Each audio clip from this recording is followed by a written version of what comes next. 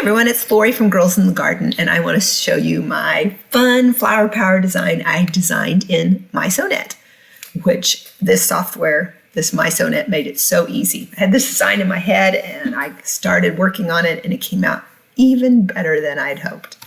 So let's talk about what I did here. I used an applique here, and so the pink does not stitch out. It's just showing you fabric. So it only did the outline stitch.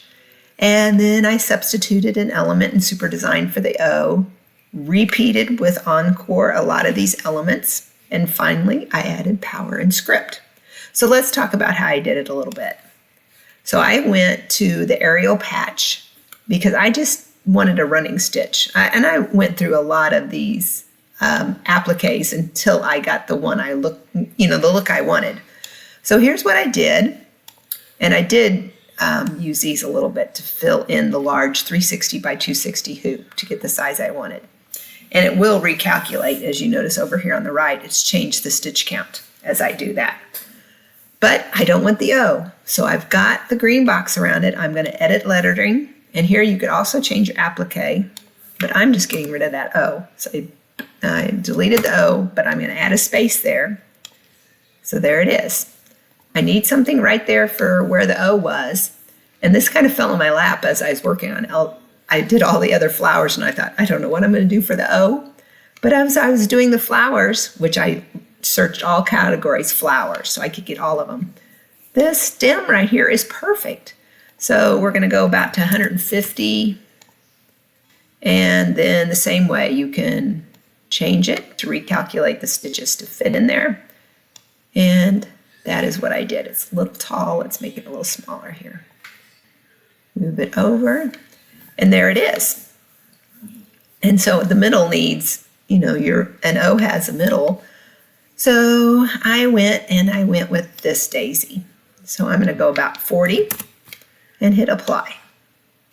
I moved it up a little higher because I wanted that running stitch to be covered and not have more coming out the edge.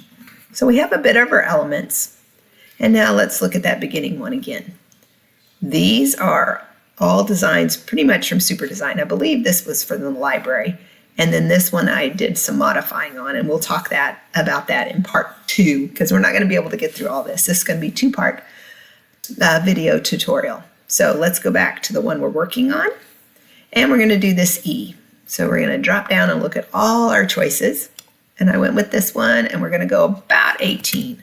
And we can zoom in, which I used a lot, but right now my video captures over that, so I'm just going to leave it like it is. And we're going to move it over here.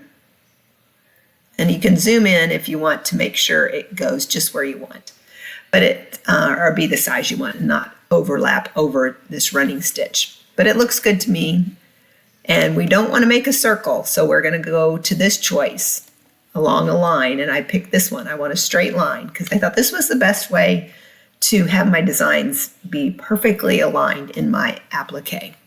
So we're going to repeat about 14. We're going to preview it. That's too many. Let's do 11. Preview. That looks pretty good. It might be too long, but you'll get the idea. We're going to hit apply. Now it's not going the right way, so I'm going to go home and I'm going to rotate it 45 degrees twice, so 90 degrees. And it is a little big, but it fits in here pretty good. So I like to use my arrow keys to get it just right. Makes it a little more precise. So there we go. We have part of it on. And the second video, we'll talk about a bit more on these elements. So I hope you're enjoying this, and I really had fun creating this.